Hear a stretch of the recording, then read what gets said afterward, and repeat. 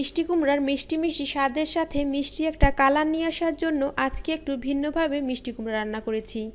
মিষ্টি কুমড়াতে প্রচুর পরিমাণে ভিটামিন এ এবং বিটা ক্যারোটিন থাকে, যা আমাদের চোখ, ত্বক এবং শরীরকে বিভিন্ন রোগের বিরুদ্ধে লড়াই করতে সাহায্য করে। তাই আমাদের খাদ্য তালিকায় মিষ্টি কুমড়া রাখা উচিত। আজকে যেভাবে মিষ্টি কুমড়া রান্না করেছি, এটা রুটি, পরোটা কিংবা ভাতের সাথে খেতে কিন্তু অসাধারণ লাগে।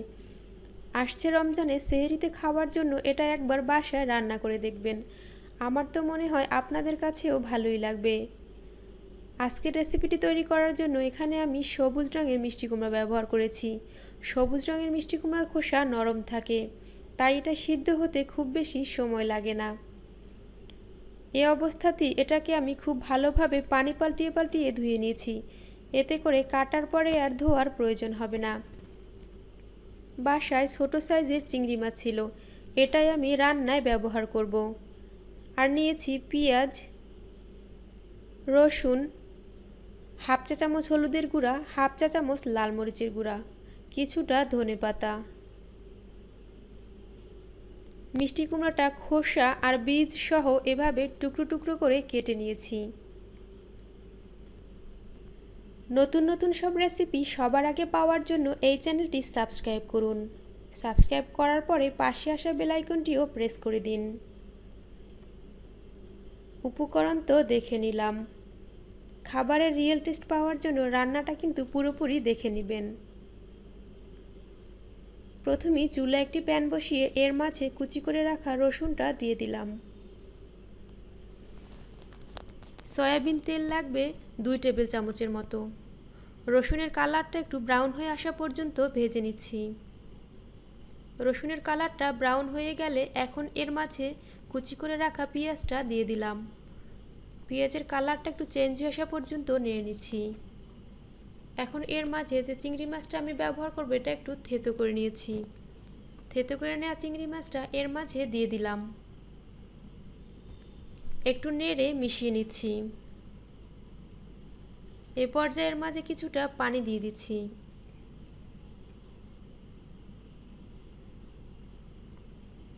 এক চা চামচের মতো লবণ দিয়ে দিচ্ছি। হলুদের গুঁড়াটা দিয়ে দিলাম। লাল মরিচের গুঁড়াটাও দিয়ে দিলাম।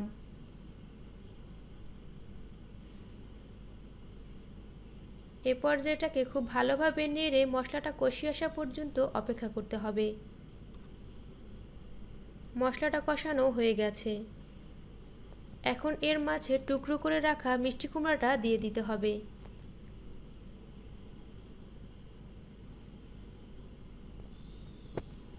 হাফ কাপের মতো গরম পানি দিয়ে দিচ্ছি। মিষ্টি কুমড়াটা সিদ্ধ হতে এর চেয়ে বেশি পানি আর প্রয়োজন হবে না। পানি, মিষ্টি কুমড়া আর মশলাটা খুব ভালোভাবে একসাথে নেড়ে মিশিয়ে নিচ্ছি। মিষ্টি কুমড়াটা 90% মতো সিদ্ধ হয়ে আসার জন্য ঢাকনা দিয়ে ঢেকে অপেক্ষা করতে হবে। মিষ্টি কুমড়া থেকে অনেকটা পানি শুকিয়ে গেছে।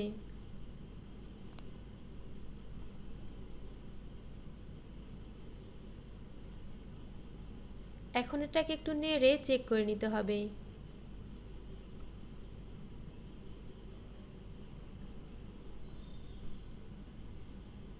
মিষ্টি কুমড়াটা 90% মতো সিদ্ধ হয়ে আসার পরে এর উপরে আমি 1 চা চামচের মতো চিনি ছড়িয়ে দিলাম। আবার একটু আলতো হাতে নেড়ে মিশিয়ে নিচ্ছি। এখন এর মাঝে বোম্বাই মরিচ কুচি করে দিয়ে দিব। এটা অপশনাল, আপনাদের কাছে না থাকলে নাও ব্যবহার করতে পারেন।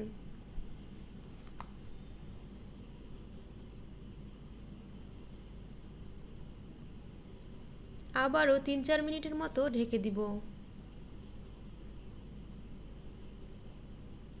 3-4 মিনিট পরে ঢাকনাটা তুলে আবার একটু আলতো হাতে নেড়ে মিশিয়ে নিচ্ছি। বোম্বাই মরিচ দেওয়ার ফলে এটা থেকে দারুণ একটা স্মেল বের হয়েছে। এখন এর মাঝে কুচি করে রাখা ধনেপাতাটা ছড়িয়ে দিলাম। আবার একটু আলতো হাতে নেড়ে মিশিয়ে নিচ্ছি। রান্নাটা কিন্তু কমপ্লিট হয়ে গেছে। এখন এটাকে একটা সার্ভিং ডিশে সার্ভ করে নিচ্ছি। এটার কালারটা যেমন সুন্দর হয়েছে, খেতেও কিন্তু ইয়াম্মি ছিল। যখনই হাতের কাছে সবুজ রঙের মিষ্টি কুমড়া পাবেন, বাসায় কিন্তু একবার রান্না করবেন। রান্নার পরে আপনার মূল্যবান মতামত আর কোনো কোশ্চেন থাকলে কমেন্ট সেকশনে জানাতে পারেন। আমার চ্যানেলে আরও কিছু ইউনিক রেসিপি দেয়া আছে, আপনারা চাইলে দেখে নিতে পারেন।